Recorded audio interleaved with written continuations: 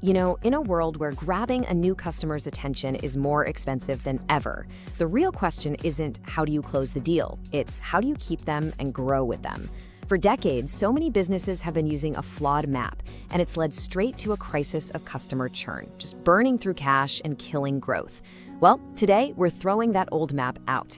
We are going to deconstruct the blueprint that the top companies use to not just survive, but to absolutely thrive. They do it by re-architecting the entire customer experience, turning a simple transaction into a growth engine that feeds itself. Let's get started. This right here, this is the one single assumption that has probably cost businesses trillions of dollars. The big pitch, you know the one, the high-stakes demo, the final all-or-nothing push to get that signature. We've all been taught to believe that persuasion is this external force that you apply to a customer, that a bigger deal needs a bigger effort, more features, more proof, all building up to this one high-friction moment of decision. But what if I told you that this entire premise is just wrong? It's flawed at a really deep psychological level. It actually works against human nature, not with it. So, what if the best way to get a huge commitment isn't with a huge pitch, but with a series of tiny, almost effortless agreements? What if that final sale isn't a stressful decision at all? What if it's just the logical, inevitable conclusion to a journey the customer already decided to start? This is the paradox we're going to unpack today. It's a massive shift in strategy that moves our focus away from a single transaction to the complete end-to-end customer lifecycle. So here's how we're going to break it down. First, we'll tackle the great sales misconception and the psychology behind why it fails. Then we'll officially retire the old sales funnel and replace it with a modern lifecycle map. We're going to zoom way in on activation, which is, without a doubt, the most critical stage. After that, we'll explore the post-sale growth engine that makes value compound over time, show you exactly how to put this blueprint to work, and wrap up with the single most important step of the journey. Okay, so let's dig into why that traditional big pitch is pretty much built to fail. And it's not about how good your product is or how skilled your sales team is. The failure is actually rooted in a basic misunderstanding of how we're wired as humans. See, we crave consistency. We're not built for sudden, high-pressure decisions. The old model fights against this, but the new model, it harnesses it. And this is where it gets really interesting. We tend to think sales is about applying some kind of external pressure, right? But the real lever is internal, consistency. As humans, we have this powerful, almost subconscious need to be consistent with things we've already said or done. It's a mental shortcut called the commitment bias. So once we make a small choice, like downloading a PDF or starting a free trial, our brain works overtime to justify it, and it wants our future actions to line up with that first little commitment. This is the whole idea behind the foot in the door technique. If I can get you to say yes to something small and easy, you are psychologically priming yourself to say yes to the next, slightly bigger thing. And suddenly, that final purchase doesn't feel like a scary new decision. It just feels like the only logical next step to stay consistent. Okay, so understanding that psychology is step one. Step two is having a map that actually reflects it. For years, our map has been the sales funnel. But honestly, in today's world, especially with subscription models where a customer can just walk away at any time, the funnel isn't just outdated, it's dangerous. It makes us optimize for the completely wrong moment in time. And this comparison just lays it all out, doesn't it? The funnel on the left is linear. It has a start and an end. It treats the customer like a widget moving down an assembly line, and the journey is over the second their payment goes through. It's all about the transaction. But the life cycle on the right is totally different. It's cyclical, it's self-reinforcing. It gets that the relationship and the real potential for value actually begins at the sale. It's a map built for a world where customer success and habit and advocacy are the true engines of growth. So let's lay out this new map. The lifecycle journey has 7 stages. Now, the first 3 are what we all know from sales and marketing: awareness, consideration, and acquisition. That's all about getting a customer to that first yes. But here's the critical shift. For most companies, that's the end of the story. For the best companies, it's not even halftime. The real value, the real growth, the real defense against churn, all of that is decided in the 4 post-sale stages: activation, usage and habit, expansion, and finally advocacy. This is where you transform a one-time transaction into a compounding asset. Now, of all these stages, if there is one, just one, that you have to absolutely nail, it's stage 4, activation. This isn't just another step. It is the single most critical bottleneck in the entire journey. It's the moment where all that money and effort you spent on marketing and sales either pays off or gets completely wasted. This is the gateway to all future value. Let's be really clear about what activation actually is. It is not a user logging in. It's not them clicking through an onboarding tour. Activation is the customer's very first successful, goal-achieving interaction with your product. It's that moment they get the value you promised them, the moment they think, aha, this is why I bought this. For a project management tool, it's creating and assigning their first task. For an analytics platform, it's building their first meaningful report. It's that feeling of progress. A problem is actually being solved. And because this moment is so critical, the number one strategic goal for any product-led company has to be shrinking the time it takes for a new customer to get there.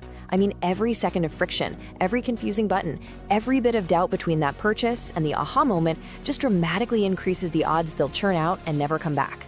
Your job is to engineer a frictionless path straight to that first win. To really get the financial stakes here, let's just use a simple number. Let's say your business spends, on average, $5,000 in sales and marketing to get one new customer. That's your customer acquisition cost, your CAC. That's the money you've already spent just to get them in the door. Now, what happens if that customer you just spent $5,000 on fails to activate? They get stuck, they get confused, they never have that aha moment. Well, the answer is brutal. Their lifetime value, or LTV, is zero. You don't just lose out on future revenue, you have literally just incinerated the entire $5,000 you spent to acquire them. Now multiply that by hundreds of customers, and you can see why a failure to activate isn't just a product problem, it's a catastrophic business failure. But when you get activation right, everything changes. A successful activation unlocks the entire rest of the lifecycle.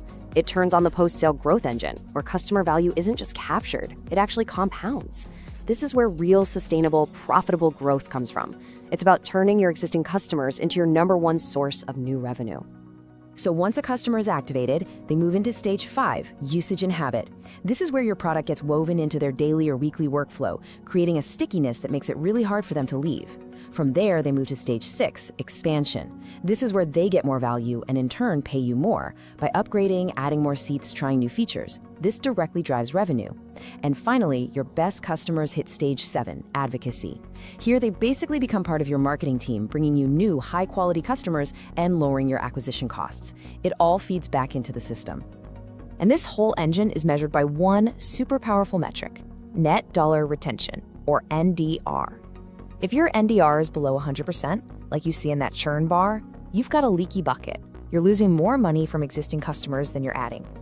At 100%, you're just staying afloat. But look at that expansion bar. When your NDR goes above 100%, something magical happens. It means your growth from existing customers is bigger than what you lose from churn. Your business literally grows, even if you don't sign a single new customer. This is why investors go crazy for NDR. It's the clearest sign of a healthy, efficient business. And just like that first sale, this whole post-sale engine runs on deep human psychology. Stage 5, usage, is all about habit formation. A habit forms when you have a trigger, motivation, and ability all at the same time. By designing low-friction experiences with clear triggers, your product becomes the go-to automatic choice. The whole journey also reinforces consistency. Every successful use just validates their original decision to buy from you, making it psychologically painful to leave. And finally, advocacy is driven by reciprocity. When you consistently deliver amazing value, people feel a natural urge to pay it back, and the easiest way to do that is with a great referral. Okay, so we get the theory, we have the new map, we know the psychology behind it. So how do we actually put this blueprint to work? How do we take this framework and make it the central nervous system of our own growth strategy? It really comes down to 3 non-negotiable steps. First, you have to map every single one of these 7 stages to a clear, measurable metric. If you can't measure it, you can't improve it.